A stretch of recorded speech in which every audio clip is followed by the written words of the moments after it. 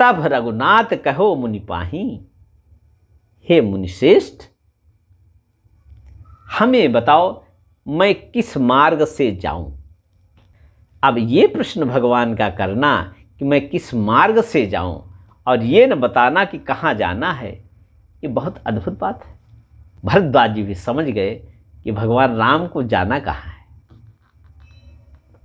मुनि मन बिहसी राम सन कहाहीं, सुगम सकल मग तुमको हुआहीं।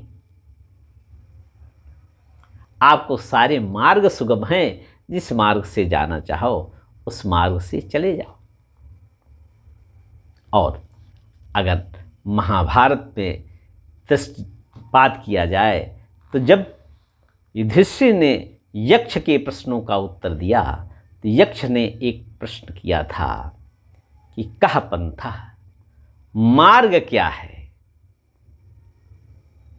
भगवान राम कह रहे हैं किस मार्ग से मैं जाऊं, और यही प्रश्न यक्ष ने किया था, मार्ग क्या है। और युधिष्ठिर ने उसका उत्तर दिया था, तर्को प्रतिष्ठो श्रुतयो विभिन्ना नैको ऋषिः यस्य मतं प्रमाणम धर्मस्य तत्त्वं निहितं गुहायाम। देखो, तर्क से, युधिष्ठिर ने कहा तर्क से अगर कोई मार्ग सिद्ध किया जाए तो उसी मार्ग को दूसरा तार्किक असिद्ध कर देगा और नए मार्ग का प्रतिपादन कर देगा। इसलिए वाद संवाद के द्वारा किसी मार्ग को पुष्ट करके कहा जाए कि ये जीवन जीने का मार्ग है, तो दूसरा उससे बुद्धिमान तार्किक होगा तो नए मार्ग को सिद्ध कर देगा कि ये जीवन जीने का मार्ग है। इसलिए युधिष्ठिर ने कहा तर्को प्रतिष्ठो, तर्क की प्रतिष्ठा नहीं है मार्ग का निर्धारण करने में। तो यक्ष ने कहा फिर मार्ग क्या है। वेद मार्ग, वैदिक मार्ग है। बोले नहीं, श्रुतयो विभिन्ना, वेद में भी विभिन्न मार्ग बताए गए हैं जिनसे जीव अपना परम पुरुषार्थ प्राप्त कर सकता है। लेकिन वेद को पढ़ने के बाद, शास्त्रों को पढ़ने के बाद में मार्ग का निर्धारण करना बड़ा कठिन है, क्योंकि एक जगह एक मार्ग से परम श्रेय की प्राप्ति की बात लिखी है, दूसरी जगह दूसरे मार्ग से परम श्रेय को प्राप्त करने की बात लिखी है। इसलिए श्रुतयो विभिन्ना, इसलिए श्रुति के एक मार्ग को हम ये नहीं कह सकते हैं कि वस्तुतः यही मार्ग है, क्योंकि वो विभिन्न मतों का प्रतिपादन करती हैं। तब यक्ष ने कहा फिर संत जो निर्धारण कर दें वो मार्ग श्रेष्ठ है। तो बोले नैको ऋषि यस्य मतम प्रमाणम, एक ऋषि नहीं है, अनेक ऋषि हैं और अनेक ऋषियों ने अपने अपने अनुसार मार्गों का प्रतिपादन किया है, जिससे चलकर जीव परम पुरुषार्थ प्राप्त कर सकता है। लेकिन उन विभिन्न मार्गों में से भी किसी एक मार्ग का चयन करना जीव के लिए बड़ा कठिन है, क्योंकि नैको ऋषि यस्य मतम प्रमाणम। तब यक्ष ने कहा फिर मार्ग क्या है, किस मार्ग को धारण करे मनुष्य। यक्ष के प्रश्न का युधिष्ठिर ने उत्तर दिया।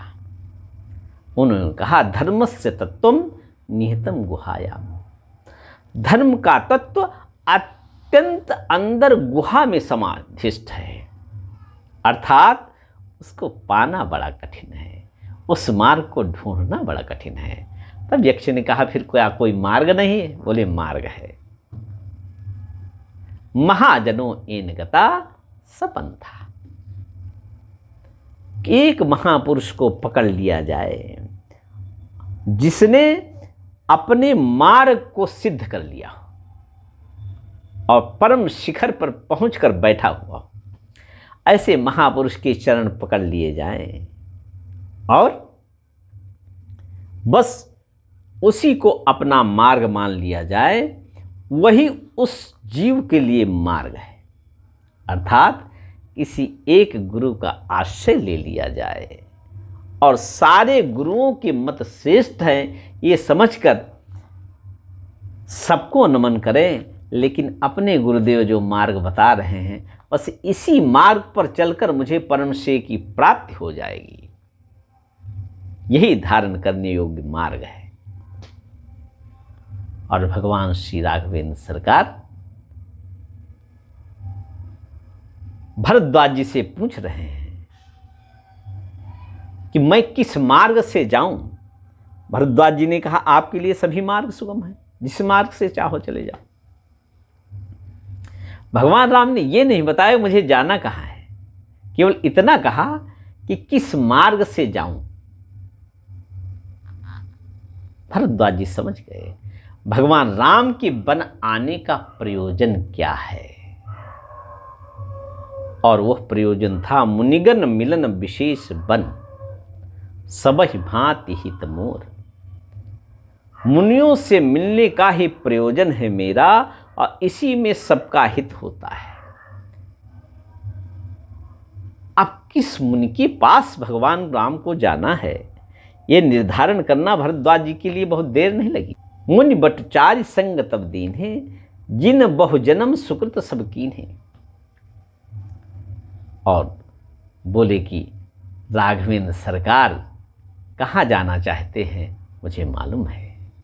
प्रभु आप वाल्मीकि जी से मिलने जाना चाहते हैं, वाल्मीकि जी के आश्रम में जाना चाहते हैं। और भगवान राम देखत बन सर शैल सुहाए, वाल्मीकि आश्रम प्रभु आए।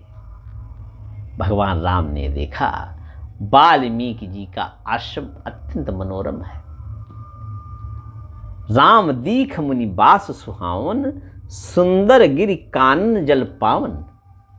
सरन सरोज बिटप बन फूले, गुंजत मंजु मधुपरस भूले। खगमृग विपुल कोलाहल करही, विरहित बैर मुदित मन चरही। भगवान श्री राम अपने भक्त वाल्मीकि जी की आश्रम को देखा और सुच सुंदर आश्रम निरखी, हर्षे राजीव नयन। अब भगवान राम को हर्ष हो गया। अत्यंत पवित्र आश्रम था वो और सुंदर था। इसके अंदर का रहस्य देखा जाए, अगर अंतर में जाकर अगर इसका भाव प्रकट करना हो तो यही कहा जाएगा कि जहाँ पर नाम जापक नामनिष्ठ महापुरुष रहता हो, भगवान राम के प्रति जिसके मन में अत्यंत प्रेम हो, वो जहाँ रहेगा वो स्थान अत्यंत पवित्र हो जाएगा और अत्यंत सुंदर हो जाएगा, क्योंकि प्रकृति उसकी पहुनाई करने के लिए प्रस्तुत हो जाएगी। इसलिए वाल्मीकि जी का आश्रम कैसा है? सुचि सुंदर आश्रम, अत्यंत पवित्रता है वहाँ पर और अत्यंत सुंदरता है। यह देखकर राघवेंद्र सरकार हर्षित हो गए और भगवान राम का आना सुनकर वाल्मीकि जी उठे और भगवान राम का स्वागत करने के लिए आ गए। सुच सुंदर आश्रम निरखी, हर्षे राजीव नयन। सुनि रघुवर आगमन मुनि, सादर आयो लेन।